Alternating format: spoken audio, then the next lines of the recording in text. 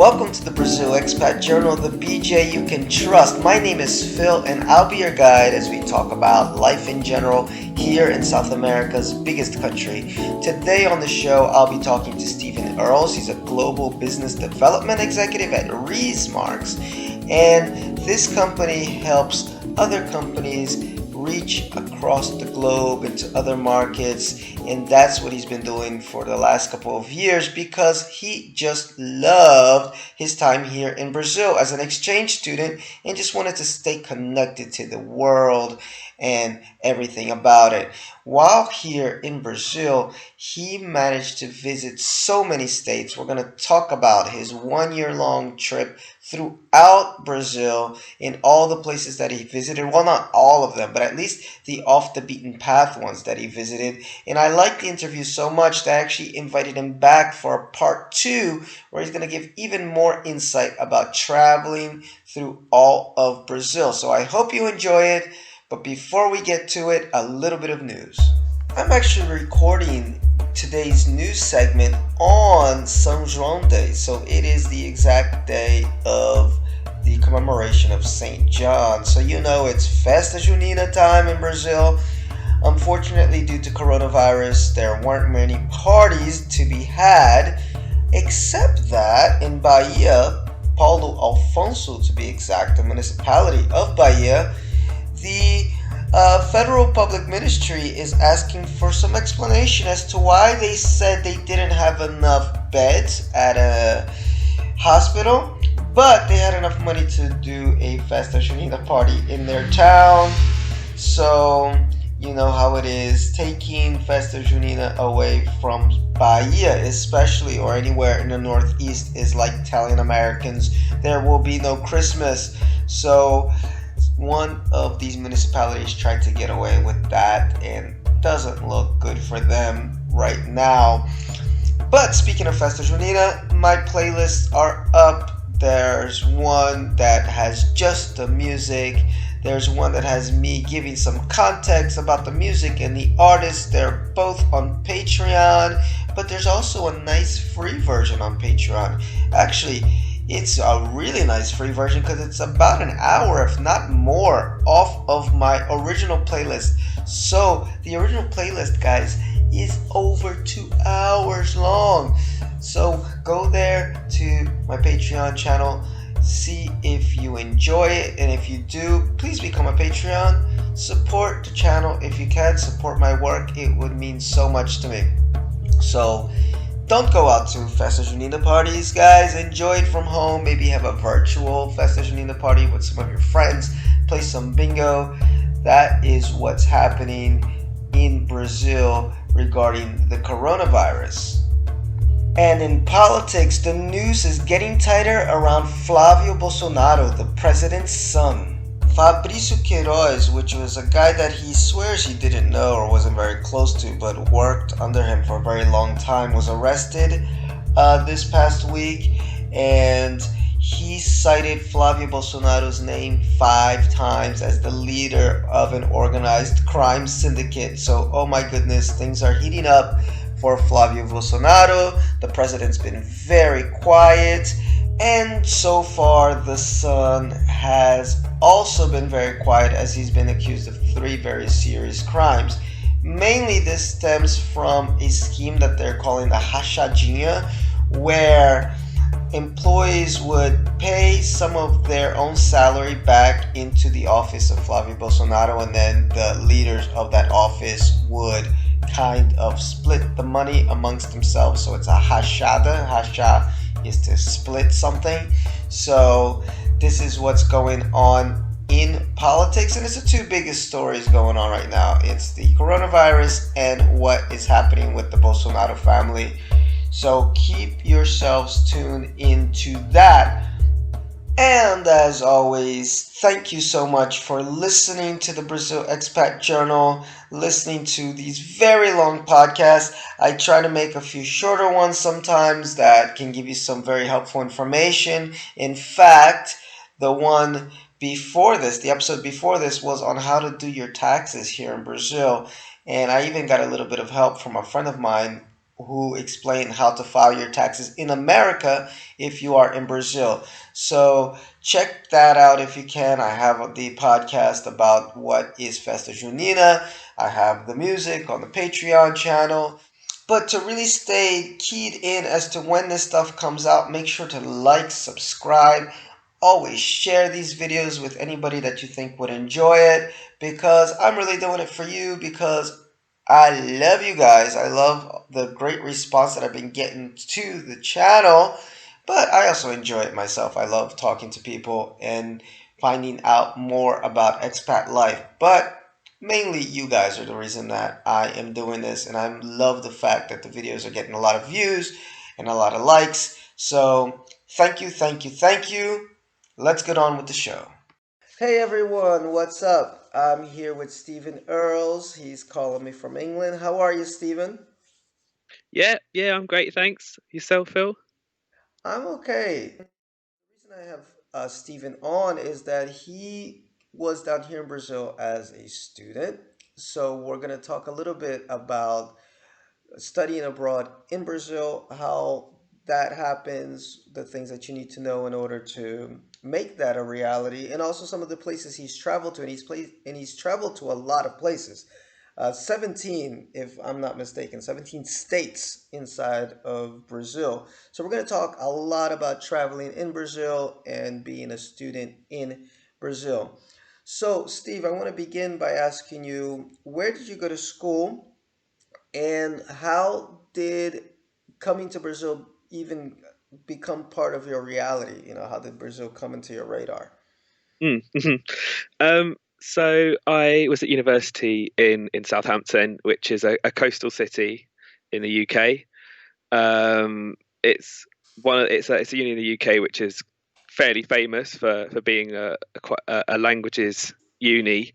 I studied French, German, and Portuguese there, which is it was sort of prior to uni that I was considering doing a year abroad in Brazil, as is typically in the UK, a year abroad comes with language courses. Um, as I studied French and German at school, that was sort of fairly set that I was going to be doing that at uni, but I wanted to start something new as well. And conversely, I actually loved Russian since I was a child. And I really wanted to go to Russia, but there was no sort of course that allowed that. And I was sort of kind of active in the exchange, online exchange community at the time, just sort of practicing languages and that sort of thing. And I came across a guy from Brazil who sort of said, why does everyone ignore Portuguese? I know that's sort of an exaggeration that no one learns Portuguese, but compared to Spanish, it is sort of a little bit lower down. Um, so that kind of set my thought train going. I realised that if I was to take Portuguese at uni, then that would kind of coincide with the Olympics as well. So that would be 2016, 2017 when I was in Brazil. And that was just sort of it. So I just thought, Portuguese seems really interesting. I found out shortly afterwards that part of my family is from Portugal as well. So, that kind of sealed the deal. Um, and I ended up studying triple languages in Southampton. In terms of sort of the process, it was getting the bare basics down in the first 2 years, as you'd expect to with a new language. But when I was arriving in Brazil, my Portuguese was still pretty terrible. I've always been a good writer and reader, but never a good listener or speaker. So Let me ask it was a big you. cultural shock. Let me ask you something. At university in England, do they teach you Portuguese from Portugal or Portuguese from Brazil? So in my first year, I had an English lady teaching me who had lived in Rio de Janeiro.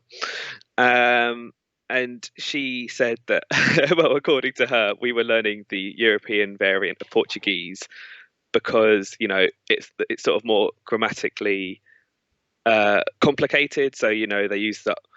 I guess you can imagine in Portuguese, they use a sua coisa. They always use the article beforehand. The when you're talking about pronouns like eu chamo me. In Brazil, it's just me chamo como coisa. So in her mind, she always told us that if you learn the more complicated variant of Portuguese, then you can forget these rules when you go to Brazil instead of learning Brazilian Portuguese, in which case sometimes, it's a lot more sort of flexible in terms of grammar, and then trying to pull yourself up and learn the more complicated variant. Yeah, I Although get you. me from the start, I was never really into learning the European variant. Yeah, and for those that don't know, the Brazilian Portuguese is very, well, not very different, but different enough from the Portuguese from Portugal where it can be a bit of a struggle if you're accustomed to hearing one and then you have to switch to the other. A little Definitely. bit similar to, I guess it's the bastardization of the language when we're talking about American English to British English. We're the sort of English over on our side of the world, right? Yeah. We speak something Yeah. similar to English, maybe for someone that comes from England, and I'm sure the Portuguese feel the same way about Brazil, where we they speak something similar to Portuguese, but it's not exactly the same thing. Uh, so how long did it take before you felt kind of comfortable enough with the language to say, "Hey, I'm ready for this trip"? Um, well, when I was even on the plane, I didn't feel that confident. I remember there was one of the most the story that really marked me the most is when I arrived in Guarulhos Airport in Sao Paulo at 5 a.m. in the morning, and I really needed to go to the bathroom, but I just couldn't remember the word. And they Oh had all no. these people kind of signaling towards the towards the exit of the airport who were Olympics volunteers. And I went up and I asked one, "Onde o sanitorio?" And they just looked at me as if I was a bit crazy. And I went, "O sanitorio, onde?" And they Mm-hmm. just kind of looked at me. And then I went, "Bañero," and they went, "Oh, over there." And when I arrived at my friend's house later that morning, I told her the story, and she went, "Sanitario." You know, Stephen, you meant to say sanitario, and I went, uh, Yeah, "Oh, sanitario is like the madhouse, isn't it? yeah." I think I got it the wrong way around in the story as well. I think it's sanitario is the madhouse and sanitorio is the toilet, but I said the wrong one in the airport, No, and it's everyone fine. probably thought I was crazy. Yeah, well, you weren't that off considering how crazy Brazil can be. So maybe you used the right word subconsciously. And when somebody is thinking about studying abroad, and I've heard a few expats that in an expat group, they ask these questions. Oh, what do I have to do to come to Brazil to study, transferring your credits over, stuff like that. What are some of the tips you can give to people that are thinking about coming to Brazil to study abroad? I mean, in terms of my uni experience, it was quite straightforward. So, I mean, I say straightforward, but in my personal example, it wasn't. So my university, Southampton, had a partnership with UFSC in the Federal University of Santa Catarina, which is where they sent most of their exchange students. Except that, when it came to me going to Brazil, that actually sort of fell through in terms of the contract between the two unis. So there was this sort of kind of mad scrabble. When I was trying to decide what was going to happen, I nearly ended up going to Germany, in fact. But they managed to rescue a last minute contract with the University of Sao Paulo, so I ended up studying economics for a bit. Um, I mean, I'm not sure what exact tips I can give in terms of, Well, uh, the school itself sets it up, right? So if yeah, your university will set it up, are there any documents that you need? Any like anything that the school doesn't do, or does it just set everything up for you? yeah. So you need to sort out your own visa. So when I was applying to the Brazilian embassy in London, I had to have proof of British citizenship. I had to have proof that I was a student. So, there are several documents you have to request from your university to prove that you're actually enrolled on a course. Because, as far as I know, this doesn't really affect me as much. But obtaining a work visa for Brazil is really difficult. So, you know, if you don't want to be sort of that murky minefield, you need to really prove that you're a student, and then they're a lot more lax about giving you the visa. But one of the biggest obstacles is also, in the UK at least, you need to prove that you haven't got a criminal record. Um, and also that you have enough funds to support yourself while you're in Brazil. As since you're a student, you're not technically allowed to work, so you need to prove that if you're studying for a semester or 2 semesters, that you've either got enough funds yourself or your parents or your family have enough funds to support you while you're living in Brazil. I got you. And how long are the student visas? Do they have a limit to them? Yeah, so they're either 6 months or a year, depending on whether you're studying 1 or 2 semesters. So my one was the full year, but I actually got it extended at the end when I went abroad to Argentina for a bit, and on the way back in they gave me an extra 30 days, which was nice. But Yeah, that's. one of my Go ahead. I'm sorry, sorry. yeah, sorry, one of my friends studied in Ufsky, and also in Belo Horizonte, so she did 1 semester in 2 unis, and she had to go to Argentina after 1 semester. She only had 6 months of visa, renew the visa for around $150 $200 US dollars, and then return back into Brazil with her second 6 months. So that's also a more complex option. It's more complex, but I know a few expats that do that. Even on regular visas, that's the little trick that they do. They just go across the border to either Paraguay, Uruguay, or Argentina, and then they come back and they get a little bit of an extension on their visas. Because there's something about Brazil where people they come here and they don't want to leave. So Yeah, as much as the country can be a bit of a mess sometimes, but there's a charm to it. Although very different living here than being here as a tourist. yeah. But so you were gonna go down to Santa Catarina. I didn't know that. Santa Catarina, guys, is in the southern part of Brazil, but then you ended up in São Paulo at USP. Yeah, yeah. And those that don't know, USP, I believe, is the Is it the largest university or like number one university? I know it's ranked up there as Yeah, well, when I was there, it was definitely number one in South America. Fighting with Unicamp in Unicampi, right? Campinas, I Yeah, think. Yeah, Unicampi from Campinas, which I think it beat Unicampi eventually beat USP in some rankings here yes, it did. Yeah, in. I saw the bitterness on the USP pages. It's because you left. You took away the Yeah, I know. prestige. Yeah, I was single-handedly holding that uni up. And when you came to São Paulo, what were your first impressions of the city? And by the way, Steve is going to be, I think, the first interviewee that I have who is going to talk a little bit about São Paulo because I've had some people talk about Rio and Salvador and Curitiba, but no one yet who's given us some impressions of São Paulo. So, what did you think of the city? Um, so first of all, when I arrived in the Guarulhos on my first day, and then I stayed with one of my friends who did exchange in Southampton Uni. Cool. She lived in Santana, and Guarulhos, by the way, guys, is the international airport here. Sorry. yeah, sorry, yeah, it's on a suburb of Sao Paulo. So I travelled in from there and stayed in one of the northern areas of Sao Paulo initially. And I just remember, it was my first time in Latin America. I've been told, when you're outside of Brazil, you're fed all these sort of stereotypes about how dangerous it is. And, my Portuguese was terrible at the time. I just had the sanitario story. And I was just literally afraid to take a step outside the house. And I'll be, that was just me, personal fear. And then, as I moved into the flat with my flatmate afterwards, I lived with another guy from USP. I just sort of live to embrace Sao Paulo, and honestly, it's just like my second home away from home, even more than my uni city in the UK.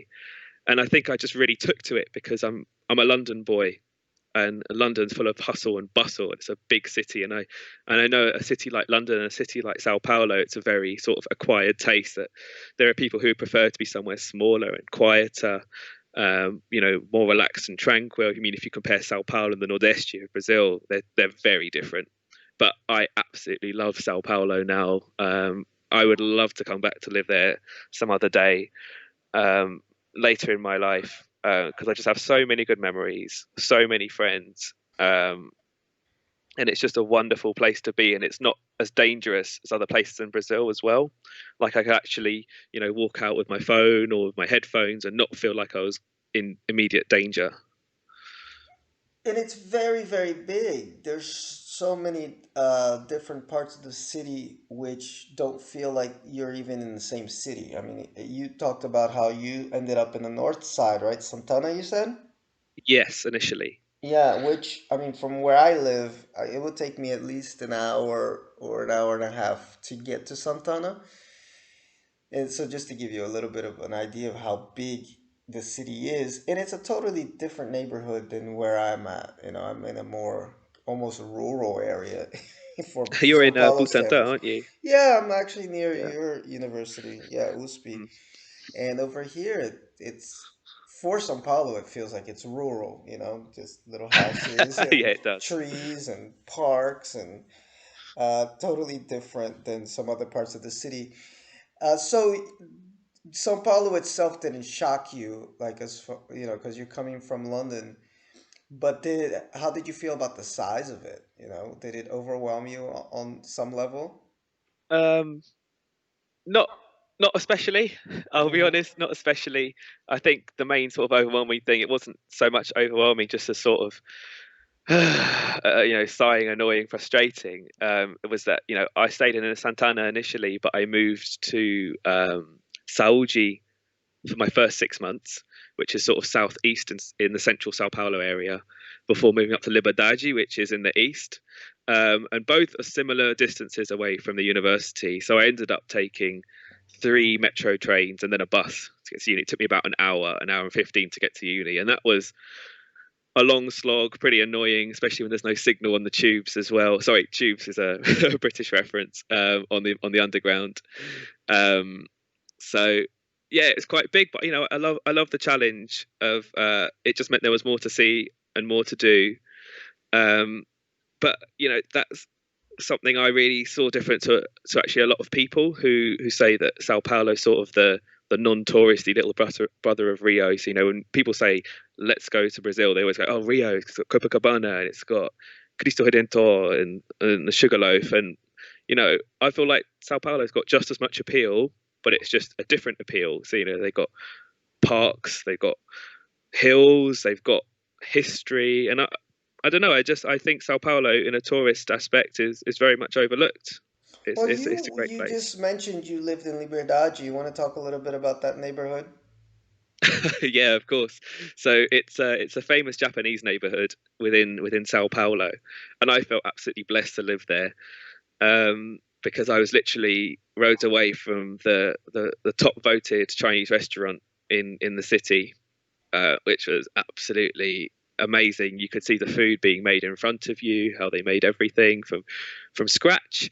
But also, it was just a wealth of Oriental supermarkets as well. So I remember I used to buy every week just different dumplings and gyoza and various Japanese delicacies that you literally on the pack you could see were freshly made, and it would say made in I can't remember the exact name of the bowl, but there was just a really close. It was literally made in Liberdade, and you could see that it was made with love and care, and literally it was just a fantastic place, especially when you're just walking through the street market on a weekend. It was a marvel. Yeah, Liberdade is one of my favorite spots to visit, especially like you just mentioned on the weekend. Their fair is really nice. If anybody ever comes to São Paulo, it's definitely a neighborhood to check out. Their fair is Saturday and Sunday, right? Their street fair, or is it just Uh, one day? oh yeah, I'm really stretching my knowledge now. 3 years down the line, I can't remember exactly. I think it's definitely Saturday. I'm Definitely not sure. Saturday, yeah, but I can't remember if they have it on Sunday. But usually I'll go there on a Saturday, and it is packed, and it's so cool when you get there because it would be like going to Chinatown, and if you're in New York or Philly Mm. or almost every city in America has a Chinatown. Just that instead of being Chinatown, it's Japanese town, but it's mixed. So you do have Chinese restaurants, you have maybe nowadays maybe even a couple Thai restaurants over there, Yeah, but mainly it's um, Chinese and Japanese. Those are the two predominant cultures that you get in Liberdade. And you also you're blessed with like the trucks in the morning blaring out, you know, different products that they're selling. I wouldn't say blessed. Oh, they were the bane of my life. Because I remember you posting videos every once in a while, these trucks in the morning selling eggs Oh God, don't and other remind me. necessities. Yeah, Yeah, the, I'm a very late sleeper, so they used to wake me up in the morning. Oh God.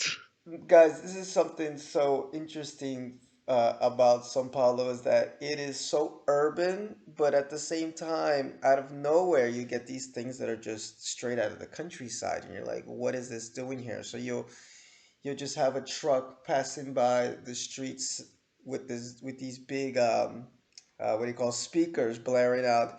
Buy your cleaning products here, 10 reais for your cleaning Abakashi. products. Yeah, 30 Awful eggs. choices. Yeah, ovos. My first one that I heard, it was my culture shock when I came here, was the pamonha. I had the pamonha truck. Now you're lucky. I don't know. Did they have pamonha in Liberdade? Because if you're out, No, don't think so. yeah, I'm out for far enough into the outskirts of the city where you start getting the pamonha trucks. And pamonha, oh my goodness, I don't even know how to explain what pamonha is. It's what is it made out of? Pamonha. It's like an oatmeal type. No, I'm It's sorry. Look sweet at this. corn. It's a traditional Brazilian food.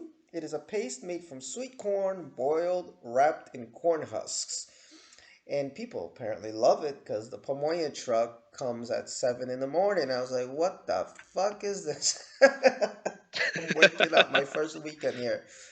La pamonha, pamonha, direto da casa da pamonha. I'm like, what is this? But it was nice in the way that I felt like, okay, I'm not in Kansas anymore. Like I'm definitely in a different place. I'm glad you took it positively. Yes. But then I realized that I had to sleep away from the window, so I couldn't hear this pamonha truck early in the morning. But yes, I do love Liberdade, and it's a great neighborhood. So I found, well, I didn't find, actually, Steve sent me an article that he wrote on a Facebook group called Mochileiros Antifascistas. Okay, so it's an anti-fascist backpacking group.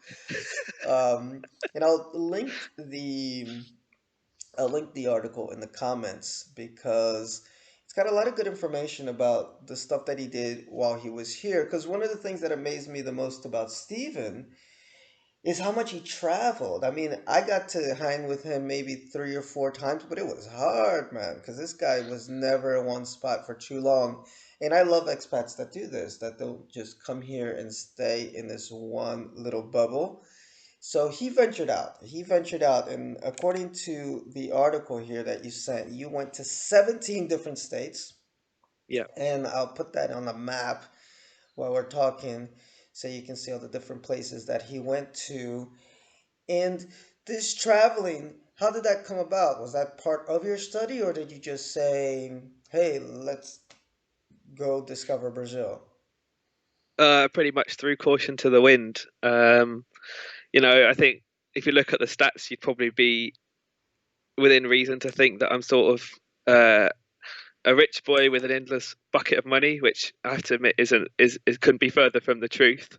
So I mean, pretty much when I decided to study Portuguese before even starting university, I knew that a lot of people, a lot of my course mates would be going to France, to Germany, to Spain, and I'll be honest, from the UK, it isn't too expensive to get to those places. It's typically around 60 to $100. If you're looking at return, and then accommodation isn't too expensive either. So a lot of my friends are going back to the UK every few weeks to see their parents, and I thought I'm traveling half a day to get to another continent, so I want to bloody well make the most of it.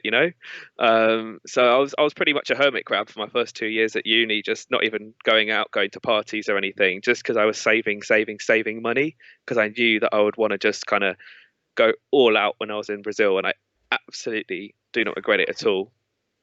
Um, so when I was in Brazil, I just, I don't know how ashamed I should be to say this, but I used to kind of wake up late, usually by the food trucks in the street that we were just talking about, sort of heading to uni around. 1 2 p.m. just to grab food in the uni canteen called the bandejão, which is literally big tray in English. So they would charge 2 reais, which I mean, the exchange rate now is around one. What is it to USD? Because I know it to pounds, but what's the exchange rate Oh, it's to almost US dollars? $6. Yeah, Almost. so I mean, so it's around £7, and at the time it was one pound was 4 reais, so it was around about 50p or about 80 cents for a meal in the bandejão. So it Mhm. was a massive meal. I used to eat there for lunch, sit around, just study, and then have dinner there. And I used to spend, well, then about less than $2 on food every day. So that's how I saved a lot of money. And then, when I could, I just used to take trips out, do couch surfing to save money. I use BlaBlaCar a lot to not have to pay coaches. Just like sort of little tips and tricks, going to hostels, never really using Airbnb or expensive modes of travel. Although that said, I did use Uber a fair amount just because it's, hella cheap compared to using it, say, A I don't know how taxi. it is in the US, but in the UK it's expensive. Yeah, no, it's definitely cheaper than taking a taxi. Oh, can you hear my friend? I have a parrot that shows up in my front yard and decides it wants to scream. Can you hear that? I can. What's his Yeah. name? I have no idea, but I'm gonna name him at some point because although he's usually not a Sunday guy, but he decided to come today. Uh, Let me ask you, so you saved money, but did you do anything to make some extra cash? I mean, you're out of Brazil now. Don't worry, the authorities can't get you. Well, I did. Truth is, I did want to. So one of my friends who's an exchange student, he gave English classes, but it was the whole sort of effort to advertise or to um, sort of get students on and then prepare lesson plans. I was just sort of lazy. I just wanted to give myself a holiday, to be honest. I feel quite blessed as well, just because at least in the UK, when I was studying, the UK regulations change a lot. But my family's quite not a high earning family, so I received quite a big maintenance grant from the British government, around £10,000, Okay. which you're meant to use, just for day to day life. It was meant to cover travel costs as well, because obviously traveling to Brazil was a lot more expensive than traveling to mainland Europe. And that was, meant to just go for upkeep, but instead I just kind of buckled it away and then just used it to pay for flights up to, the Amazon and for activities that I did. So I went, windsurfing and stuff. And that 10,000, what was that? Was it just for the semester or for like, was it a monthly thing? That was for the whole year, but they give Okay. it to you installments. So I received around £3,000 at the start, and then about 6 grand in January, and then um, the rest of it came a bit later. Oh, I should point out, so the semesters in the UK. So I arrived in July, and then technically my first semester was a Brazilian second semester because the years start at different times. And then Mm-hmm. my second semester started with the new academic year, so I met all the new caloros in the university when I was already there for a semester. Oh, nice. Um, So, yeah. so getting back to the traveling though, but it's nice to understand where you got your money because Steven needs to keep up with his habits. Because one thing I knew, Steven loved his Brazilian drinks. We'll talk a little bit about some Brazilian drinks later on. You're making me sound worse than I was. Oh boy. No, you were okay, but some of the stuff you're drinking, I was like, oh my goodness. But anyway, we'll get into that a little bit later. Um, so traveling, like I said, you visited 17 states, but when is it that you made up your mind that, hey, I'm gonna discover this country? How long were you here before you made up your mind to just hit the road? So, um, I arrived in July, and I kind of said that August would be my bedding in time. I was also just trying to find a place to live at that point, to be honest. Mm-hmm. I also got really lucky, so I ended up moving in with another economics student who's, part of the group looking after the exchange students. And he was living in a flat. I think you met I'm not sure if you met my housemate Savio. But I he know of he him. I he. never got to meet him, but I know who you're talking about. Oh, great. So he lived in a flat which was owned by his aunt, so he only paid about, I think it was 1,000 reais at the time for that flat. So we just split it. So I was paying 500 reais, which is about £100 at the time, which was super cheap compared to places, say in Villa Mariana and Pinheiros, which in Sao Paulo are the more expensive sort of traditional student areas, quite trendy. They tend to be up to around 2,000 reais. So I was saving huge amounts of money in that sense. Um, but my first sort of trip was I need to go to Rio because the Olympics was on, but I sort of missed the opportunity just because it was so busy. I couldn't find a place to stay, couldn't get tickets for any of the events, so I ended up going actually only to a football match in Sao Paulo and saw Brazil play against Colombia. Um, that was in terms of the Olympics, but for travel, I was in Rio, did a lot of touristing around there, and my other main kind of travel that I really had buckled down from the start was in Santa Catarina, in Blumenau, Florianopolis, just because I wanted to see the place that I missed out on, but also the main sort of purpose of my year abroad, which I probably should have touched on before now, was for a research project. So I had to write a dissertation, and seeing as German's my sort of weaker language, I wanted to sort of dig into the German community in the south, because there is quite a big um, sort of German cultured population, especially in Rio Grande do Sul and in Santa Catarina. So I drank some German beer at Blumenau, which I'm probably sure we're going to come on to a bit later with the alcohol section.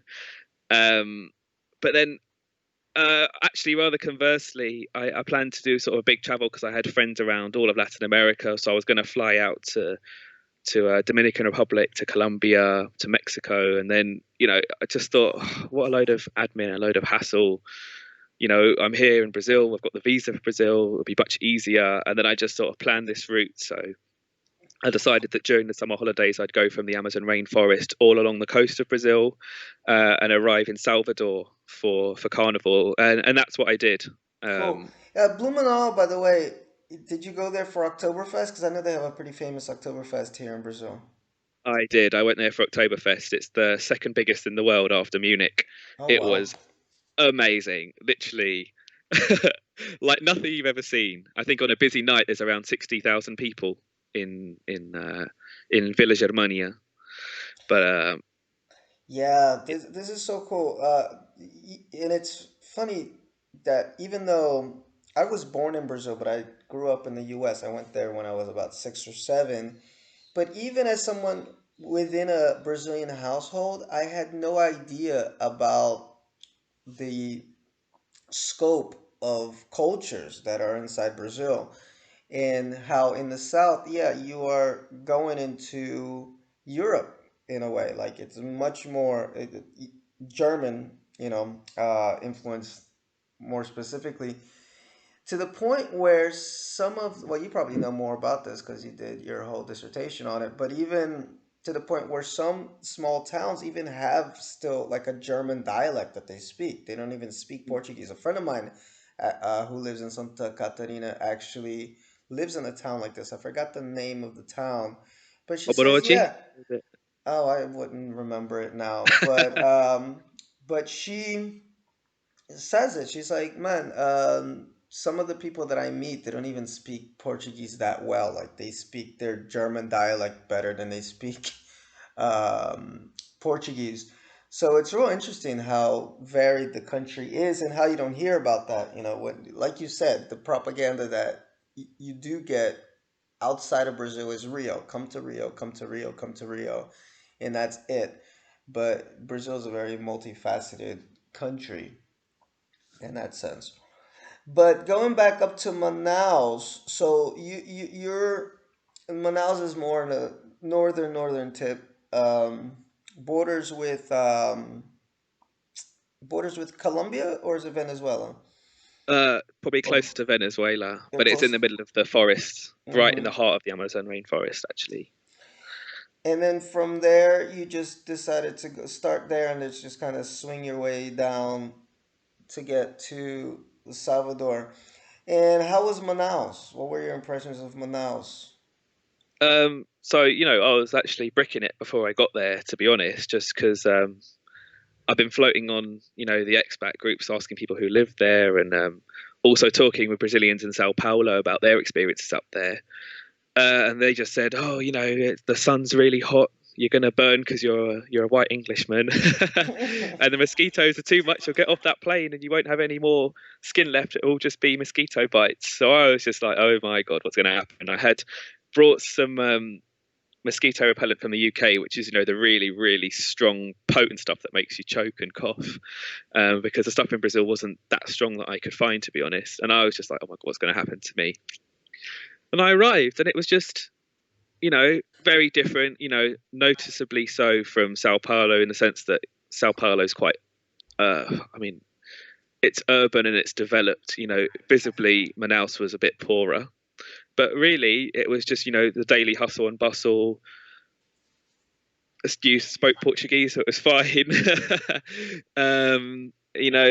One thing that really stood out to me was the cuisine up in the Amazon. So that is in Amazonia and in Pará is incredible. Honestly, it's my general perspective is that every state is like a different country in Brazil. So in terms of Manaus, it gets a lot of bad rap.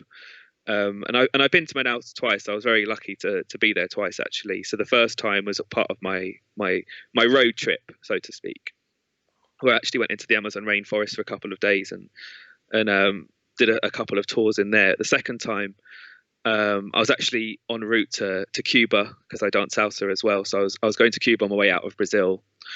I stayed in Manaus for a couple of days before I left, and it just gave me a chance to sort of get to know the city, because I think a lot of people just sort of ignore Manaus as a city. They just go, Mhm. use it as a sort of stepping stone to get into the forest. Whereas, there are a lot of actual things to see in Amazonia. So, it was roaring during the rubber trade. They've got the famous theatre. They've got famous beaches, and there's a real sort of nightlife vibe, which is quite not really well known, to be honest. So, yeah, in order to respond to your question, Manaus is a bag of tricks, and I know people from Amazonia, in the UK and also in Sao Paulo, and I think generally the rap doesn't do it justice. Yeah, I met a couple people from Manaus here in São Paulo, and they're really interesting folks. And it's cool you talked about the nightlife because that's, I work a little bit with music, and these guys were musicians, and they were telling me how it's actually kind of vibrant. There's some nice bands, nice live music in Manaus, but obviously you can't compare it to São Paulo, which is why a lot of them came to São Paulo. Yeah, yeah. Uh, so you went there twice. I'm just going down here on your article because you mentioned Blumenau. You're talking about the cities that you visited the most. So Blumenau is you talked about already. Then Manaus, and then Rio de Janeiro. We went there twice. Any impressions of Rio? um, yeah, I think my personal sort of view on Rio de Janeiro is a little bit complex because I had a couple of bad experiences in Rio. I mean, they say generally that Brazil isn't a country for beginners, and I think Rio really is the pinnacle of that. So my first time was great, more or less went off without a hitch. Went to some great parties, got exceedingly drunk a couple of times. Um, Managed to go up and see all the main tourist trails. And later on during my stay in Brazil, one of my British friends came to visit me, and we did a bit of backpacking together. So we went to Bahia, Chapada Diamantina, Morro de Sao Paulo, and then we came back to Rio because he insisted on going there. Just because it is the most sort of the gem of Brazilian tourism. Um, and it was just it was sort of downhill because we both got robbed a couple of times.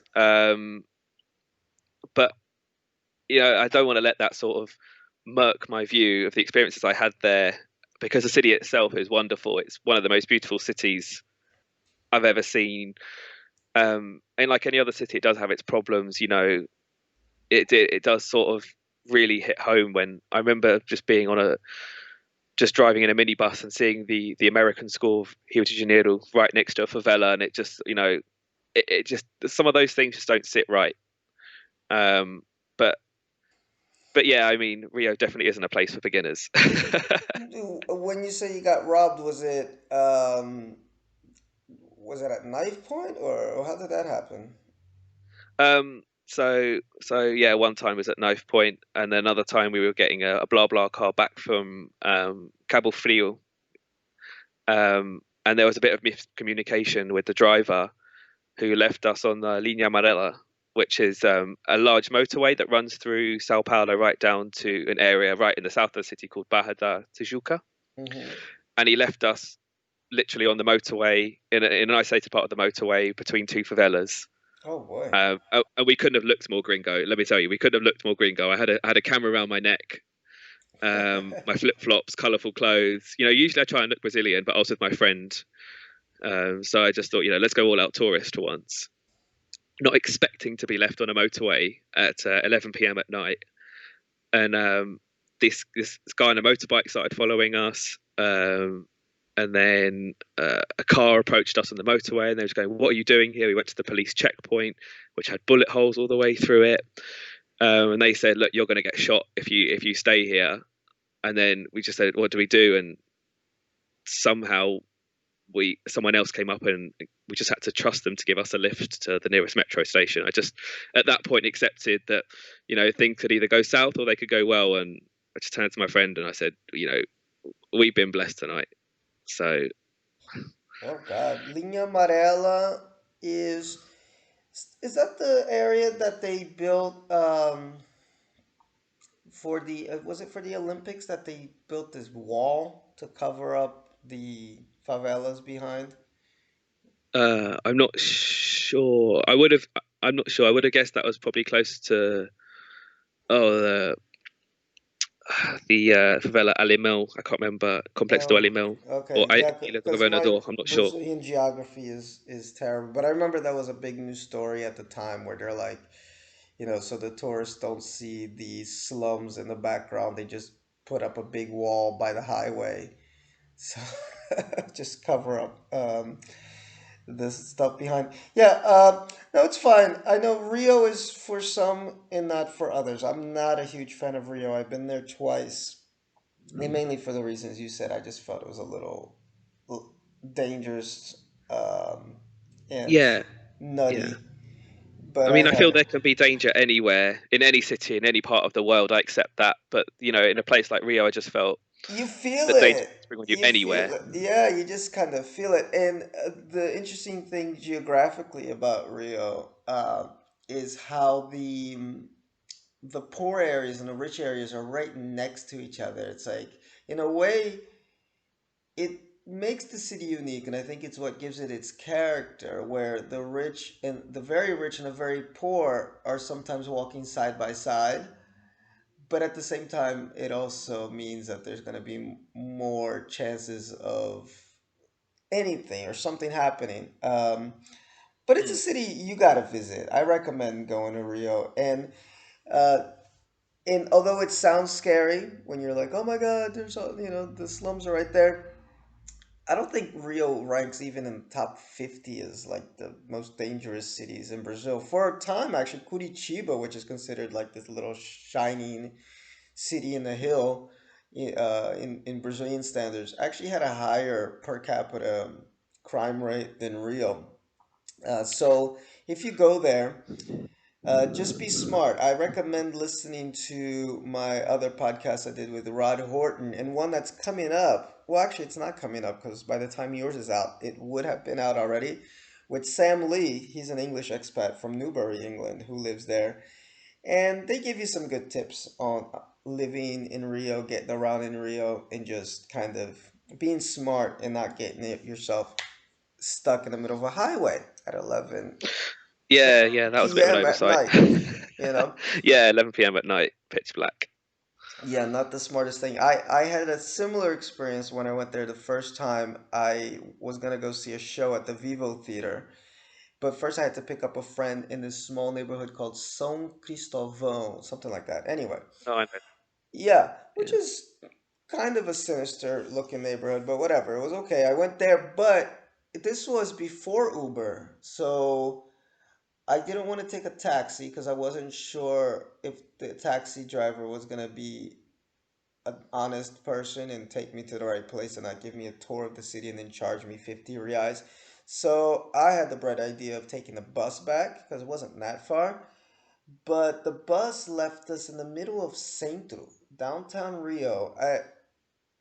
After the sun went down, it wasn't as late as you because the concert started at 9. So I imagine it was like 7, 8 p.m. And man, oh man, I like here they have an expression called you holding your asshole in your hand when you're that scared, like you're I was like com cu na mão, and I was like, oh my goodness. And this is from somebody that had been living in São Paulo since 2009, and I had been down to Praça da Sé and República and all these places back when it was like Thriller from Michael Jackson. It was like that scary back then, but it still wasn't as scary as being in the center of Rio after dark. So it's definitely got this vibe to it where you just have to be prepared.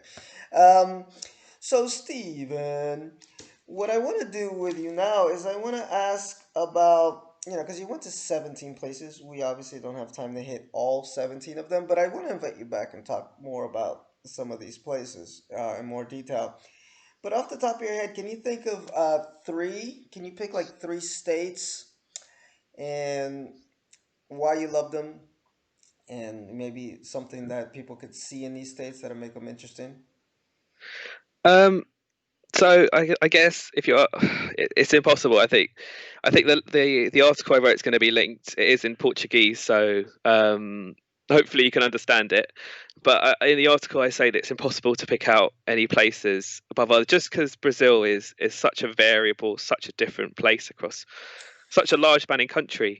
Um, my tastes tend to be for places that aren't as popular among tourists. I remember when I was in Cuba after Brazil, I just saw all the people with cameras and those But that's what I fanny like, packs and though. bags and I yeah. pref. I'm sorry. I was gonna say that's what I like. I prefer when people pick stuff or talk about stuff that's not on the postcards. So Well, that's fine. hope you like it then. So actually, one of the places that really touched me was Acre. So I've been to right at the back end of Brazil. It's probably the part of Brazil that you don't even see on a map. Acre. Offending any Acreanos on listening at the Steven moment. he's coming in with the headshots. Acre, yeah, even among Brazilians, they're like, Acre, who knows what happens in Acre? Just,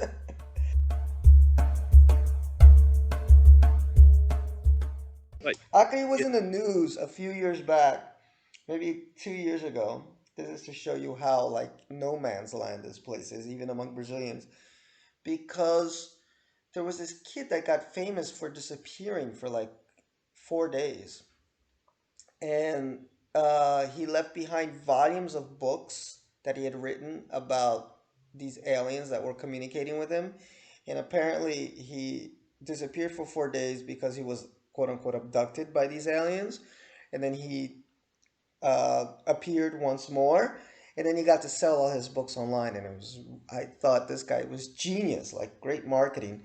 But yeah, that's about as much as we know happens in Acre. People disappear because they're abducted by aliens so they can sell their multi-volume books about it. But anyway, I digress. Continue. I thought you were going to talk about the article I saw shortly after I left Brazil of a guy who got stabbed in the back with a machete in Rio Branco, which is the capital of Acre. Oh And my he just god. walked around the city with a machete in his back for about 2 hours and didn't even go to hospital or anything. So I remember that article really clearly. I just thought, wow, that's That's outlandish. yeah, that's Uh, Acre. But go ahead. This is gonna be interesting because I want to hear about Acre.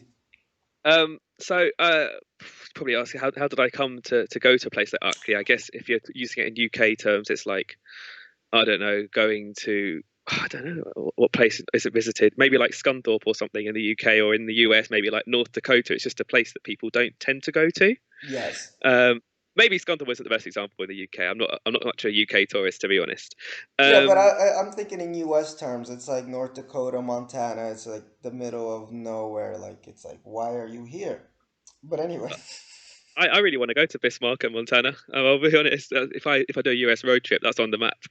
Um, so when I was backpacking, like the one around the coast of Brazil, I was in Ceará in Fortaleza, and I bumped into a girl that's from Rio Branco. We got chatting, and that was the first time she travelled out of Acre, and she was like, "This is amazing. I've never been outside. I'm actually seeing the sea for the first time in my life."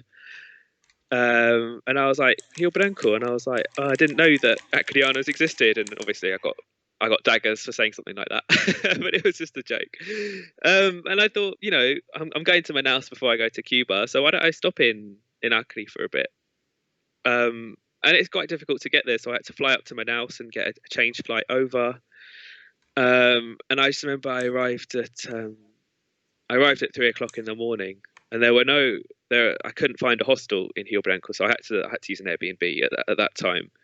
But I didn't want to wake her up because it was 3 in the morning. So I ended up sleeping in the airport for about 2-3 hours. Smallest airport. There was a woman selling soup, so I bought a chicken soup for 10 reais. Just had that. She shut up shop at 4, and I was there with a Peruvian guy, and we got the first bus into the city together. And I was just praying that my GPS would work. And I got off the bus, and man, I had not been stared at so much in my life as I was in Acre, just because I guess they're not really that used to seeing tourists, let alone a gringo like me. So I was walking along with my massive backpack, um, and I had a churrasco with my friend the day after. They really know how to cook meat up there, and she showed me around the city. So we did it, a sort of drive by, seeing the famous hospital, the museums. Um, they've got this. I think it's well, really straining memory now. I think it's Chaco Mendes is the famous guy. They had a war with Bolivia, and so Bolivia used to own Acre. Um, so it's got this charm just because they're not used to seeing foreigners. I guess when you're in a place like Rio or Salvador, they sort of lay out the red Mm-hmm. carpet because here's the tourist service, here's the 5-star hotels. Look at this, we're all about showing. Whereas you just see everyday life, you see real people. I felt it really just came from the heart. And one thing that's going to really stay with me is the food was amazing, like super fantastic. So I've already said that I love Amazonia and Pará food, but Acre was just something else. So they have something called kibis, which is a sort of Arabic related food. It's quite common in Sao Paulo in the Yes. chain restaurants, but it's made out of beef. Whereas in Acre they make ones out of mandioca, Oh which I don't wow. even know what it is in English. Mandioca.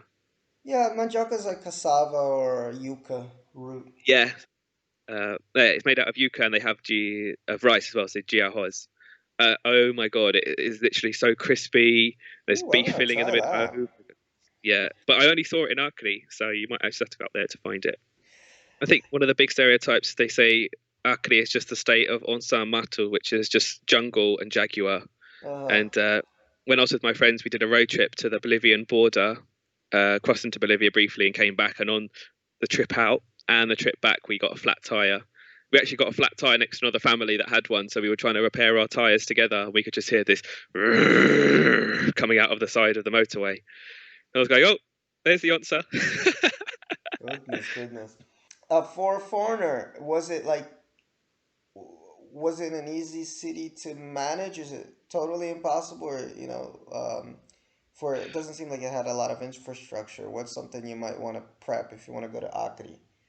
um, I'd say maybe take a map and definitely have a level of Portuguese. I mean, in the places like Sao Paulo and Rio, I mean, the southern states and probably even in the Nordeste as well, you could get away with having with just English or very little Portuguese. But the English level, I mean, I didn't really test it to be honest, but it didn't seem like if I spoke English in Acre, I would have got very far. So I'd say definitely you need a bit more Portuguese in other parts of Brazil just because it's a little bit isolated. But yeah, I mean, it's just like any other city, to be honest. It didn't strike me as any more dangerous than other parts of Brazil. So, I mean, you really got to want to see places which aren't famously touristy, if that makes sense, No, I and have got a you. fair, yeah. And what would be another place that you would recommend? off the beaten path, maybe, since we're kind of Um, on that theme. I mean, seeing as this podcast is mainly for English speakers, I probably said the Chapada Diamantina in Bahia. Hmm. So when you think of Bahia, you normally think of Salvador, maybe even Moji Sao Paulo, which is a sort of beach resort. The Chapada is quite famous among Brazilians, actually. So if you go there, the Brazilian tourists are numerous. But it's a sort of complex of waterfalls and hills and hikes and mountains, and you can get tours to see various different things. And You have any there's videos of you there? sorry, Do you have any videos of you there? um, videos. I'm not 100% sure, but I've got photos which I'll be happy to Yeah, attach to the send me podcast. photos. I can show it. Actually, I can do it through the magic of editing right now.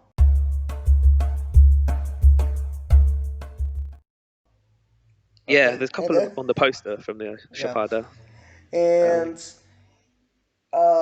yeah, a few people have brought up Chapada in other podcasts. They seem to be like a hot spot. People really like it. And that's in Bahia, right?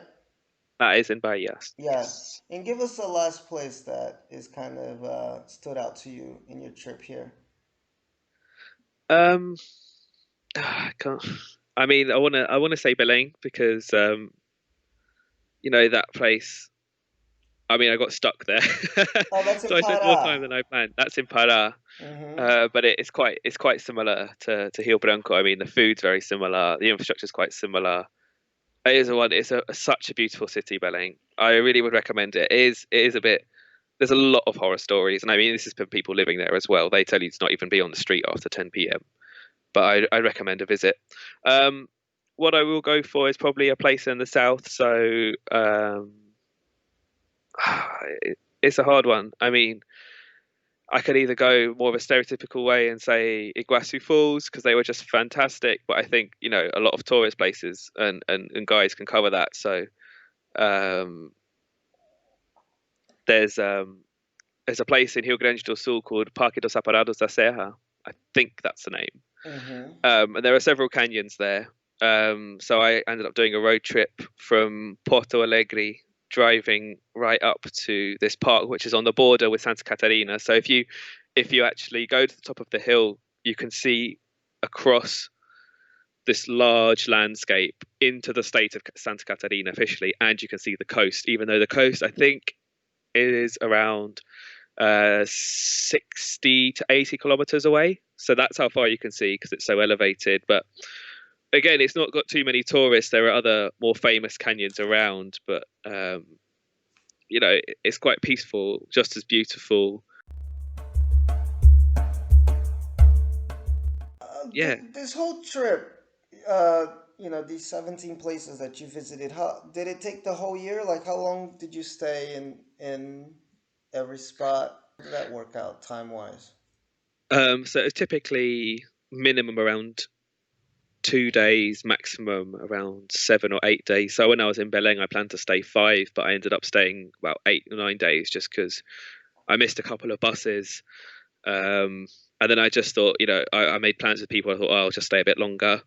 Other times through the kindness of strangers and people that I met, I got a free lift from, say, Fortaleza to Natal, which is about 6, 7 hours by car, which would have been a 10-hour bus trip. So, um, it was just sort of riding the wave and seeing how things were. Um, I mean, I think in the post I mentioned that it's more or less a 50-50 split that I had between, staying in Sampa and studying and then traveling. So it was more or less on weekends. I just sort of make myself a long weekend and go to the west of Brazil, into the marshlands of Pantanal to see that area. I think I went there during Easter. And then weekends, I might just head down to Santa Catarina or to Santos. I'm telling you guys, this guy didn't stop. He was everywhere. I hear from your article, you said that you spent altogether 221 hours at the on the roadways. Okay, Yeah, which is accumulates to about 9 days, and in the air altogether about 34 hours. No, you didn't visit all the states. Yeah, in Brazil, I think it's like 26 6 or states. 27, I forgot now, Yeah. but I mean, I visited a lot of the coastal states. So, Tocantins, Brasilia, Goiás. I mhm. didn't get to, unfortunately, but that's for the return trip. So, I'd love to do that at some point.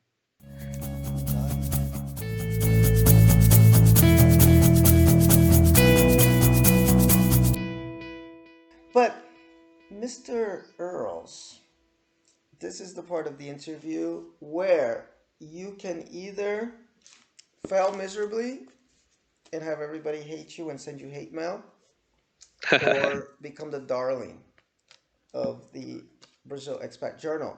Because we have an expat quiz. Are you ready? Did you Great. study? A little bit out of practice, so a tad Okay. nervous.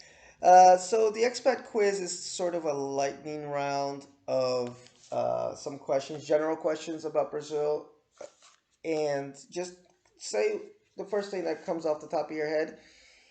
And actually, we may talk because we said we were going to talk a little bit about drinking, Yeah. um, and I totally skipped that part. Actually, no. Before the expat quiz, give us some good drinks to have if you come to Brazil. Give us a couple of drinks to have. Are you sure you want to ask this question to me, who drinks 51 and Velho Barreiro? I know, this is the problem.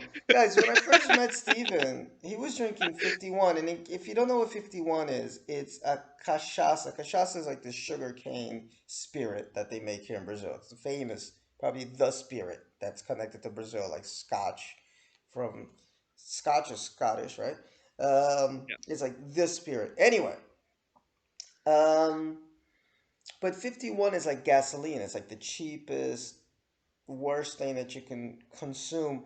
Although I shouldn't be talking because just last week I was having 51. I hadn't had 51 in about 7 years, but it just happened that it was the only thing available to drink at this location where I was.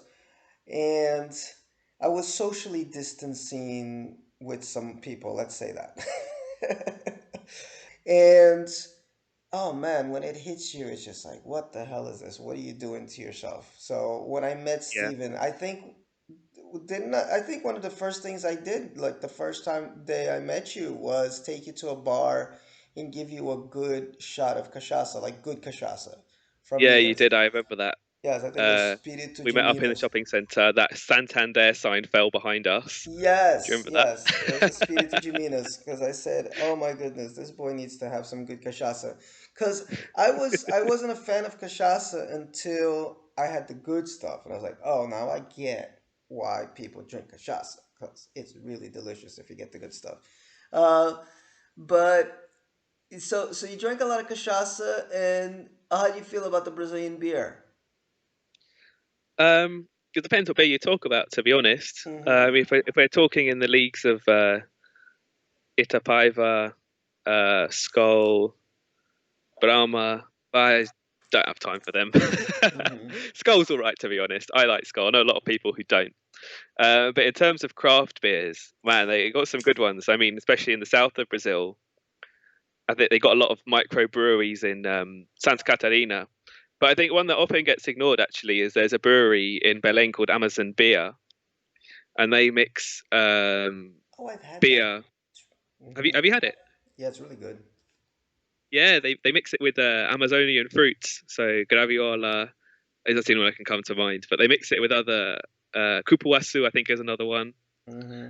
But they get these really unique tastes, and they're fruity. They're quite expensive, but man, they're good. They're really good beers. Yes, I had some actually here in Butantan by the university. There was a bar that was selling it. But Mm, anyway, we'll talk more about drinking. I kind of missed that part a little bit. I skipped it because I we really need to get to the expat quiz because we want to see some of Steven's answers to these questions. So, just first thing that comes to mind, Steven. Number one, what is the best thing about Brazil in general? The best thing about Brazil. Um, uh, hard. Gonna have to say food. Gonna have to say food. I mean, yeah, I'm pretty big on my food. I've really got into cooking since I was a student. And when I was in Brazil, I just never ceased to be amazed by what I could eat. I never ate sushi before I got to Brazil, amazingly. Sushi in Sao Paulo is fantastic. In the south, the barbecues were incredible, and also in the Nordeste, the African food was amazing, and in Amazonia, the indigenous food was just something else. So it's definitely going to be the food. It's funny you mentioned sushi as a food down here, because there's a cute little video that a Brazilian guy made where he invited his Japanese friend to go to a Japanese restaurant here, and he just kept saying, "What is this shit?" I mean, interesting you say that, to be honest. I mean, I ate fish and chips in Brazil, and it was just an insult to British cuisine. But if you accept it for what it is in Brazil, then it's nice. And actually, my friend who came to visit me while I was in Brazil, who I got stuck on in Rio with, he's actually Japanese himself. I took him to a sushi restaurant when he was in Sao Paulo, and he said it wasn't. He said it was tasty. He said it wasn't completely authentic, a little bit sweeter than the normal Japanese sushi, but he said it was still, a pretty good effort considering. Yeah, no, that's the thing. It's not that it's bad, but it's you just have to realize everything in Brazil is Brazilianized. Everything, that's in a way that's something I kind of like about the culture. Like Brazil just kind of takes stuff and then just says we're gonna make our own version of it. Sometimes it works, sometimes it doesn't. Like hot dogs, for example. Hot dogs, yes, I was gonna say that.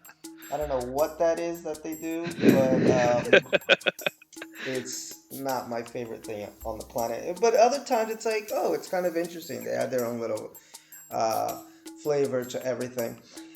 Worst thing about Brazil? Question 2. I'm going to be honest. A thing that really did get to me was the taxes.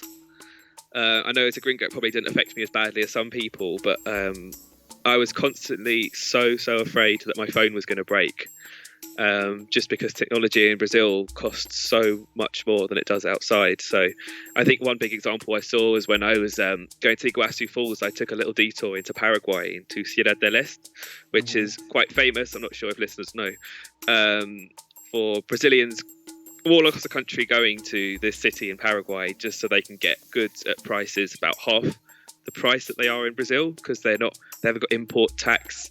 They're shipped from the US into Paraguay, and they're charged in dollars, so they end up paying, $300, $400, $500 less for a phone than they would if they bought it just across the border in Brazil. But a lot of the stuff's knocked off goods as well, so you just got to be a bit careful. But thank God my phone didn't break. But I thought, God, I couldn't bear to pay, $1,500 for a new phone. So yeah, definitely the import taxes and stuff. Yeah. Yes, I agree with you. It's super expensive, especially technology. Oh my goodness, it's super expensive to buy stuff here, especially Apple products. And Brazilians seem to love Apple products. I don't know how they can afford them, but they are way expensive. Number 3, you talked a little bit about food, but can you give us what you think is your favorite food in Brazil? Oh. Favorite dish? Oh, Phil, what are you doing to me? So this is a really hard one as well, but my favorite dish was probably one I had in Belém. So I had a friend in Sao Paulo, and I was staying with her cousin. I was staying in his house, and they took me to meet the rest of the family as well one Sunday, and she had prepared lunch, and it was this dish called escondidinho, which is sort of like a pie. So it's got minced and shredded meat, and then it's covered with a sort of mashed root vegetable. So it could be potato, or in this case it was sweet potato, and then layered on top was this leaf called jambu, which is sort of like spinach, but it has this property which makes your mouth go numb. So when you chew on it, or when it goes in your mouth, you can't feel your lips anymore, you can't feel your tongue, and your whole mouth goes numb essentially. And they make a cachaça out of it as well. So when you take a shot of this cachaça de jambu, your mouth you can't feel your mouth anymore. And it was just so flavorful. I couldn't feel my mouth. It was all tingly, and I noticed they don't have it around the rest of Brazil just because the jambu leaf goes bad very quickly. So really, it's only native in the north of Brazil, which is a real shame because it's so unique and it's so tasty. This is cool. I'm gonna try to find me some jambu, and definitely gonna try to find me some jambu cachaça. Um, what's your least favorite food down here? Um, I have to admit, I did sort of stick. Oh my god, I feel like I'm going to be crucified for this. Feijoada, I just didn't like it. I mean, conversely, I do like feijão. It took me a bit of time to get used to feijão, to be honest. Mm-hmm. I'm not a fan of feijão Feijão are preto, beans. but I like feijão carioca. I really did enjoy that. Fraldinho também. I was Portuguese then. Fraldinho as well in Bahia was also very nice. That's the sort of, it doesn't got the sauce. It's just sort of beans mixed with farofa, which is how would you describe farofa? Oh, I love farofa. In farofa, it's made from it's the cassava root. It's almost like imagine like breadcrumbs. You're kind of making Yeah, like breadcrumbs, but you're just making it out of the cassava root. But then it's mixed with spices, and then usually you pour it over beans because it kind of sucks up the juice of whatever you're eating that has a little bit of a juice to it, and it gives it flavor. I know people that hate it. They think it's like eating sand, but I happen to be a super fan of farofa. I'll put a picture up of what farofa looks like. And then you have the farinha, which is just like the basic version of it, which you buy at the supermarket. But the farofa is when you put it in the fryer, and then you put some bits of vegetables and some onions and even some bacon bits, and it becomes for the Americans close to stuffing on Thanksgiving. It's not as textured as stuffing is, because stuffing it's made from actual chunks of bread, so it's a bit more consistent. But the look of it is similar, where stuffing has all the stuff inside of it, the little bits of spice and whatever that you put in it. And the farofa kind of has that feel, just that it less consistent. It's like sand, but I love it. I'm a big fan of it. Mm-mm-mm. yeah, Now yeah. you're So am making me I. hungry. I haven't had farofa in a while. I Yeah, miss but it you don't here. eat it, guys. It's not something like stuffing you can put in your mouth and eat it, and it'll be okay. Do not just try to eat straight farofa. Like, just a spoonful of farofa maybe is not the best thing you want to eat. But also, in barbecues, right? You see it a lot in barbecues. So a lot of Yep. times you can have. Actually, I'll put a picture up of this big plate that I had of like bits of meat and then just a side of farofa and some rice, and it's so tasty. Yeah, so the meat, sort of lets out juices when it's on the barbecue, and then you Hmm. use the sort of grease and the fat to make the farofa stick, and it just lets nice little crummy, crispy coating to the meat. Exactly. It's used for that, and I think some people maybe just try to eat it just straight, and it's like no, that's not going to be the best way to eat farofa. So I'm putting you down for feijoada. Uh, Yeah, I mean, I didn't say why I didn't like it, to be honest. It's just the cuts of meat sometimes had bone in them, and I didn't know when I was chewing bone, and I don't yeah, know what I was eating, so I just got a bit nervous, and yeah, I just ended up avoiding it. and feijoada, it's like a big, it's a stew. It's made out of like the rest of the pork. The bits of pork that are left over. So there's a whole history with feijoada. It just came from like African slaves that just made something out of the leftovers. But I think it's got some German influence. There's a whole history with feijoada. But it is considered like the Brazilian dish. The national dish is feijoada, and on what is it, Wednesdays and Saturdays that they usually serve. Like almost every restaurant that you'll walk in will serve feijoada on Wednesdays and Saturdays. And Yeah. sometimes on Saturdays they'll even have a little pagode or samba with feijoada.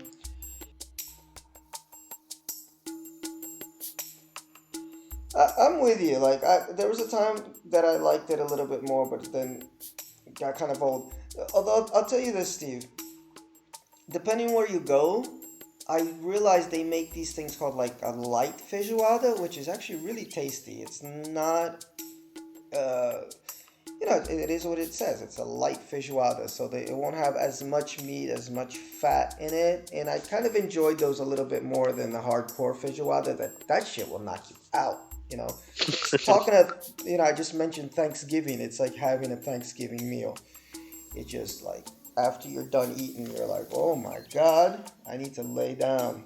Moving ahead here. But look at that, we're getting back to alcohol. So what's your favorite drink, alcoholic or non-alcoholic? Favorite drink. Okay. I'm risking facing the firing squad again. I mean, I can make I've actually nailed a decent recipe of making caipirinhas outside, and there was a really good caipifruta that I drank in Rio. However, what changed my life more so was probably the orange juice that I had in Brazil. The stuff we have in the UK just isn't fresh. It's just not nice tasting. You don't like feel refreshed when you drink it. I mean, one thing that I actually really miss from Brazil is just walking into a lancheria and just asking for a fresh orange juice and just watching them cut the orange, put it in the machine, and that's it. Like, it was fresh, and there wasn't any crap put into it. It was literally just an orange in a cup. Perfect. So yeah, actually, orange juice. That's fine that you mentioned that, because and this is funny. I don't know if it's a European thing, but I feel a lot of European expats that I know really, really, really appreciate the juices here more than the Americans. I don't know if maybe because America has more access to some of the tropical fruits. But that's a perfect thing to mention, are the fresh juices here. They are delicious. Mango for me is my favorite. Oh my goodness. Get a fresh, especially down in Liberdade, there's a few places that make some fresh mango juice that it tastes like you just took it off the tree, and it's just like, so very delicious. Well, number 6 is a bit redundant because we've been talking about it a little bit, but I'm going to put you on the spot and ask you, what is the best place to visit in Brazil? Am I allowed to just sort of sidestep that question? Because I don't know. Honestly, it depends on taste. So, I mean, if I had to, put a leaderboard of places that I've loved, I mean, there would be at least 10 places which take 10 places which take number one spot. So, I honestly, I can't say, I can't rank any above the other, apart from the fact that I lived in Sao Paulo. So Sao Paulo is definitely worth a visit. So if I came to live in Brazil again, 99% it would be in Sao Paulo, just because it's got everything apart from a beach. It's got everything. Yeah, that's the one thing I do love about Sao Paulo, is for those that either don't have the time or can't afford to travel throughout Brazil. Cool thing about Sao Paulo is that you get almost all of Brazil in Sao Paulo, because it's a city of immigrants, not just from other countries, but from within the country. So migrants and immigrants. And it's just a super, super, super multicultural city, I like, for example, you probably know these areas, like Lago 13, go down to Santo Amaro. And It's a neighborhood that it's like you stepped into Ceará. You went to Pernambuco, you went to Bahia by going to these neighborhoods. And you have a lot of these people that migrated into the city in the 70s. I think the 70s is when Sao Paulo had its boom, where people just started coming for work, and they stayed. And they brought their culture with them. So it's a really cool city to explore for these reasons, because you get a little bit of Brazil, all of Brazil, in Sao Paulo. Obviously, can't compare to actually going to those places, but if you're just coming for a visit, I think Sao Paulo is a nice place to check and out. Also, big shout out to place. So Piauí was a place I visited. They got some nice sand dunes and mud flats there, amazing. Recife, barely touched on, and Pernambuco. Oh my God, they got some wonderful beaches there. It's all sort of coming back to me now. I missed out going to Alagoas and Sergipe, but probably the best beach that I'd recommend in Brazil was Praia do Forno, which is in Arraial do Cabo, which is a small city. I think it's part of three cities, isn't it? What is the name? In Praia do Praia do Forno. Forno, It's like an oven? so there's a place, Arraial do Cabo, which is Oh, next to Praia do Cabo Forno. Frio, and I can't remember the Oh third my God, city. it's gorgeous. Armação dos Búzios. That's the other one. Yeah, I'm gonna put a picture up of this Praia do Forno. That's a beautiful beach. That's in Arraial. Arraial do Cabo. Uh, It's okay. yeah. Cool. They got a number of beaches in Arraial do Cabo, but Praia do Forno was my favourite. I'll happily share some of the photos I got from there as well. But the water was just turquoise. It's just this sort of crescent-shaped beach, which is just surrounded by hills and trees, and you just look out into this valley. It's just picture perfect, and the sun was just perfect on the day as well. So Nice. uh, Now let's yeah, reverse this, Steve. And now you're gonna tell me what you feel is the most overrated place or thing. You can do one or the other. You can do both in Brazil. overrated. I mean, that's a tough one. I think my first thought on there is just to say Rio. That's fine. That's my The personal first thing that opinion. comes to mind is the best. Some people have said Rio before, so it's not a problem. Yeah, I mean, I only say it because, I mean, as we've touched upon earlier in the conversation, if you walk up to someone in the street, whether they're in the US or the UK or any other country, and you say, "Oh, if you went to Brazil, where would you go?" and they more or less likely say Rio de Janeiro. It's just the sort of, I feel like it's a sort of obstacle, a sort of cliche where it's the only place in Brazil. It's like saying that the UK is London, or that the US is literally only California or New York. You're ignoring the rest of the country. And there's when you're talking about a country as big and as variable as Brazil or the US, you can't afford to overlook things like that. So I think the biggest thing that's just biggest hype up is just that Rio is everything in Brazil, and I met people who just fly into Rio and then just fly home, and you're like, well, you've got the beaches of Espírito Santo, we've got Praia do Forno, which we just mentioned, Sao Paulo, Curitiba, Rio Grande do Sul, Nordeste. Brazil's not a country that you can see and do within a week. You've literally got to spend months to see everything. And Or even longer. Life, exactly. I just spoke to a friend of mine, Elisa, in the last podcast, who's been here since 1993. And she's only discovering some places for the first time. And she travels a lot. She's a musician, so she's up and down Brazil, up, down, all over the place. And it's just an immense country. Just her state. She lives in Bahia, just to give a comparison for those that don't get the scope of the country, the size of the country. Just the state of Bahia is about the size of France, and that's just one state. So, Steve made the perfect point. It's like sometimes I have some Brazilian friends that say, "Oh, I've been to the U.S. so many times. I've been to the U.S." And then I ask them where, and they're like, "Miami." I'm like, "You actually? I mean, I don't think you left Brazil if you went to Miami to begin with." Tell me about it. Yeah, and I mean, as much as I love New York is a very particular, unique place in the U.S., but it's totally different than any other place. Other places are totally different. They have their own culture. I lived about an hour and a half from New York, and where I live couldn't be more different than to New York as anything. So, yeah, you can't kind of pin Brazil down to one spot. Totally, totally different. All right, you lived in São Paulo, so I'm gonna ask you to focus on São Paulo with this question here. Best place to visit in São Paulo. Best place to go in São Paulo. Oh, that's a tough one. Parque Ibirapuera is pretty good. Spent many nice days there.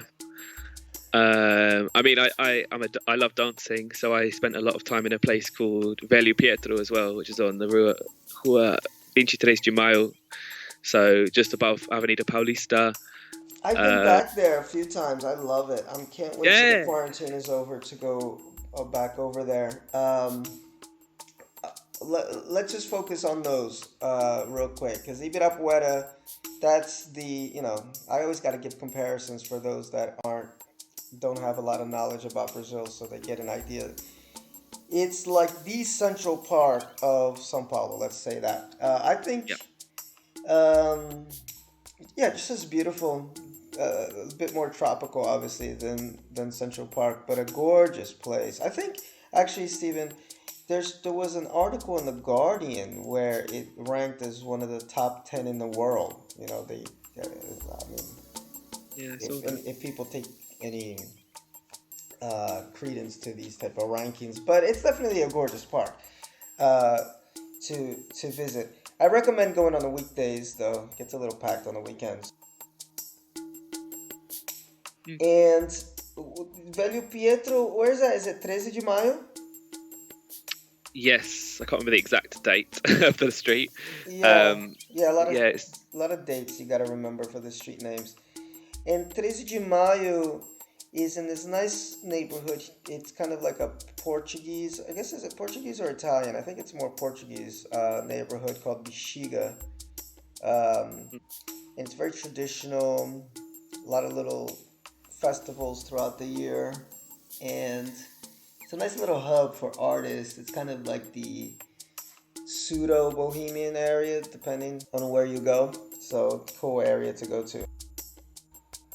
yeah. I think actually, on reflection, probably my favourite thing about Sao Paulo was walking down Paulista on a Sunday, since they Oh closed the road. yes, yeah, I like that. When they close the roads down.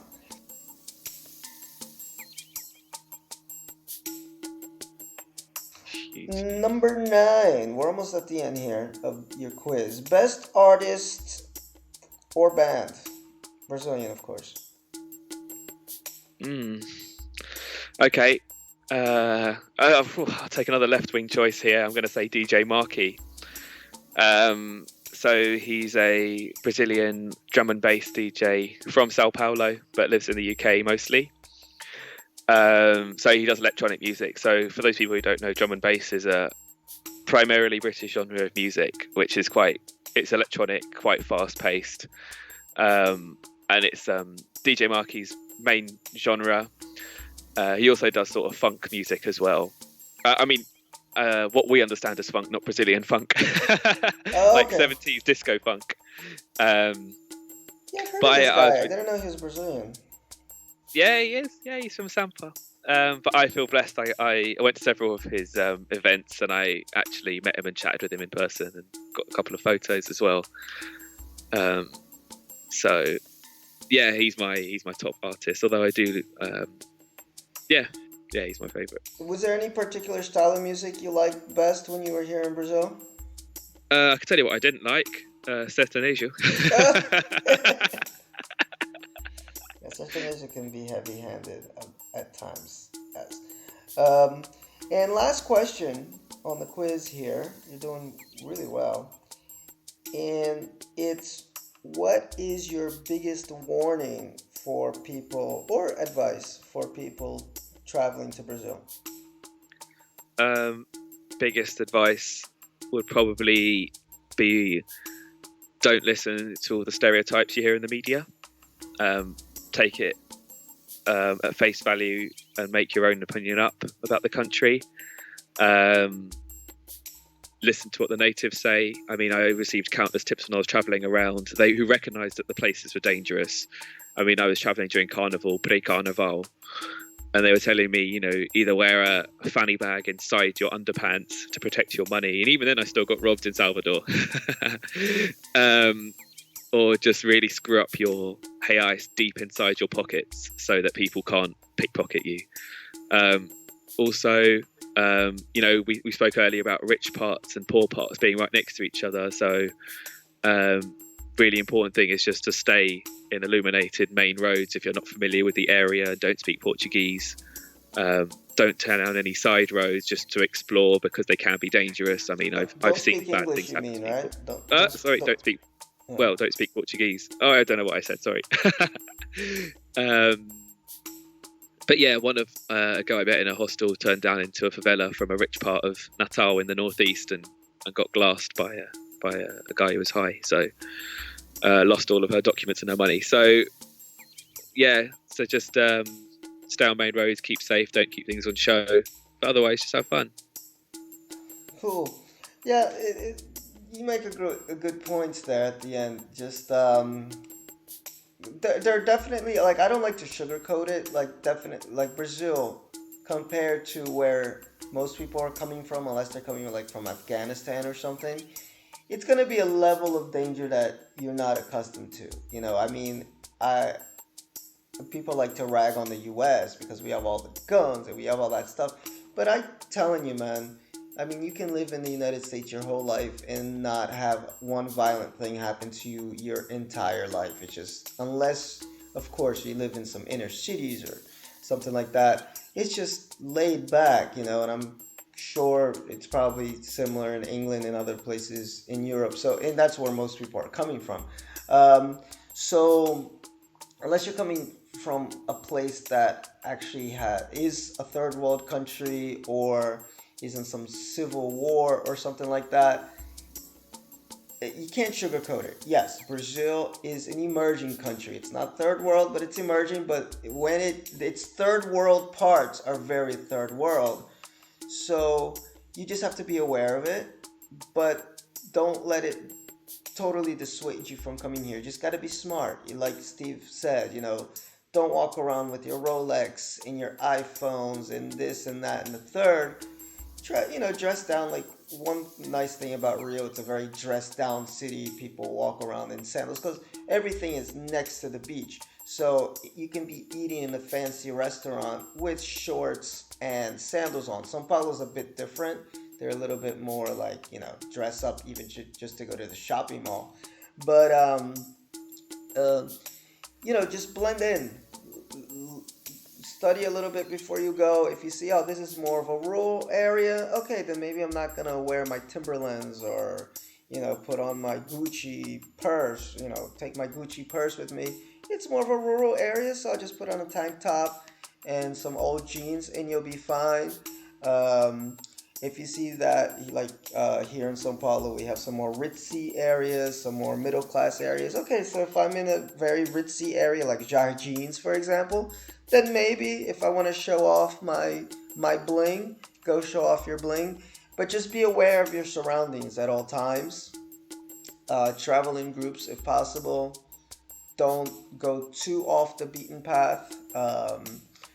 And you should be okay. You know, I mean, stuff happens. Like Steve Yeah. said, he got robbed a few times, but he's alive. And a lot of the robberies, you know, guys want your stuff, you give it to them, goodbye. In some of the robberies, you won't even notice. It's just like these little pickpocketers. It's just you didn't shove your money deep down enough in your pocket, and then you get home. It's like, oh shit, where's my 100 reais or whatever that I was saving up? So thankfully, uh, a lot of the crime, the stuff that makes the news, that's more violent, it's more in the very dangerous areas. Sometimes it's gang related, it's faction against faction. Um, there are some kind of scary stories of tourists who were using Waze and ended up in a favela and get shot up. Yes, it happens, but if you just hang around the tourist areas, hang around, you know, for somebody that's just traveling here. Obviously, if you live here, it's nice to get to explore the rest of the city where you are. You hang around the tourist areas, you should be fine. Just be smart, uh, uh, and be aware of your surroundings at all times. So, that's my 2 cents on that. Because I know people get Hmm. scared, Steve. They get scared, and it's a different reality. I mean, it's not, you can't compare it to the U.S., to England, to France, Germany, wherever you're from. As far as safety, it's just not on the same level. Yeah, I remember when I was in Brazil and you reached out to me with an American exchange student, and you asked me to just kind of introduce her to Brazil. And I remember when I met her and took her around center of Sao Paulo, she was exactly how I was when I arrived. She was just going, "I'm scared that everyone's going to rob me. I don't know where they're going to come at me. Are they just going to attack me?" And I was like, "Look, just take a deep breath, let yourself get accustomed to it. I'm with you. Nothing's going to happen. You know, you have all these stereotypes that are built up before you even arrive, and you realize after a time." I mean, I texted her a couple of months later, and she just went, "Yeah, it's great. I'm not even worried anymore." So Who was this? I don't remember this. I think her name was Danielle. Um, Danielle. I think that was her name. She, yeah, I think it was you put me in contact with her. You said you knew an American girl who's coming over.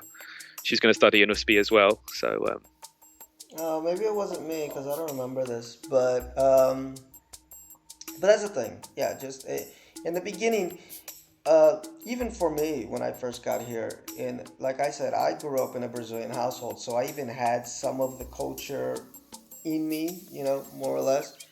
But it was still over for me. It was overwhelming when I got here. I was like, it took me about a month, uh, maybe a month or two before I felt comfortable enough to leave. Get on a bus and go really far. Maybe go to another zona or something. I mostly just stayed within this 10-kilometer radius of where I was living because it's a huge city. It's confusing. It's a lot of visual and sensory information all at once, and you're like, oh my goodness. But then I got a job that was in a neighborhood that took about an hour and a half to get to. So that's how I started. I was like, okay, to get there I have to take two buses and I need to traverse the city. And that's how I began to get more comfortable. You gotta venture out and go, and then you see, oh, it's not that bad.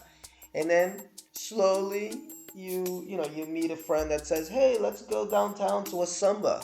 That's how I got to know downtown. I was like, okay. There's this Brazilian girl I met inside a shopping mall. I befriended her. She's like, oh yeah, every Saturday we go downtown to a samba.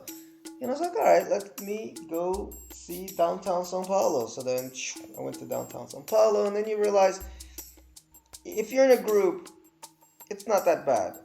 By yourself, it can be a different story. But it can be really yeah, fun. Oh my goodness. yeah.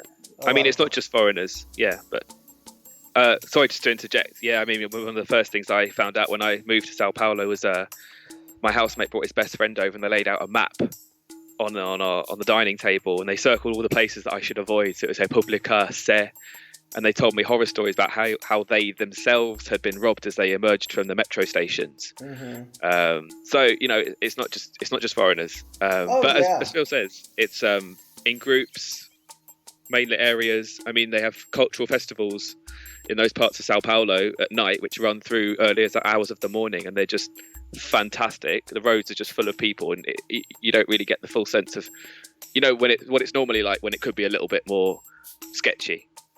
Dodgy, sketchy, and all those things. Well, Steve, we talked for quite a while, so I'm gonna have you back because I want to hear about some of your travel stories, and I'm sure you have plenty. Yeah, I've And got a lot. I can imagine. So thank you for being on. And Yeah. guys, if you want to contact or get in touch with Steve, you see on the screen there, you have his Facebook at Stephen.Earls.9 in his LinkedIn. And I'll put those links in the description. I'll also put a link to your article. It's in Portuguese, so you can practice your Portuguese if you're here in Brazil as an expat, or B, use Google Translate. But it's a nice article, and it kind of breaks down all the places he went to. And there's tons of pictures. I think there's over 30 pictures there of all the different places that he stopped uh, on his trip. So check that out. And any last words, Steve? Yeah, I do. So, as Phil mentioned, my LinkedIn is in the description. So I just kind of want to uh, touch base super quickly on my job. So I'm not a student anymore. Actually, I'm a executive recruiter within a global expansion specialist firm. So we're based in the US and in the UK, and we assist businesses that want to move across borders. So, people listening, if you're looking to move into Brazil with your business or move out of Brazil, or, across borders, or looking to grow a team, that's my area of specialism now. I've got a number of clients that I assist and visit across Europe, the US, and in Asia Pac as well. So I'd love to hear if that's something that your business would be interested in as well. Uh, Next time I have you on, we'll talk a little bit about that because I got so wrapped up in your travels that I totally didn't even touch base about that at all. So we'll talk about that next time you're on, and I'll put it in the intro because I usually intro people before I start the podcast. So I'll put that in the intro. Um, so cool, cool, cool. I like this. So you're still international even post Brazil. Absolutely, still in contact with Brazilians, using languages every day in my job. So it's living more or less the dream at the moment, I hope. Cool, man. And I hope you come back soon to visit. And at some point, I gotta go back to Europe because last time I was there was a while ago, and I want to go back because I loved it. Yeah, be All great to right, have my you over man. here. Nice talking to you. Stay on the line, but I'm gonna You say too. goodbye to everybody else. See you guys. Until next time, remember, these podcasts come out every 2 weeks, but I'll be having some shorter podcasts, intermittent, but the long interview ones are out every 2 weeks. I hope you enjoyed it, and leave your comments below. See you next time. Thanks for listening to the Brazil Expat Journal, the BJ you can trust. I really hope you enjoyed the interview. We'll have Steve back on very soon, and you'll talk more about his work and give us some really crazy stories about some things that happened to him on his travels here in Brazil. Don't forget to like, subscribe, share this video, and hit that little notification bell so you know when new BJs are up. Look out for the shorter BJs where I kind of just explain stuff about my life, about how to get around in Brazil and in Sao Paulo specifically. I have the Festa Junina one up, and I just put one up on how to do your taxes if you're here in Brazil, so check that one out. On the next BJ, I am pretty sure we're going to have an interview with an Indian expat living here in Brazil, and she's going to talk a little bit about Indian culture here in Brazil and some Brazilian literature, and it's going to be a really exciting and interesting BJ, and I'm really looking forward to it, so look out for that. And guys, I will see you next time.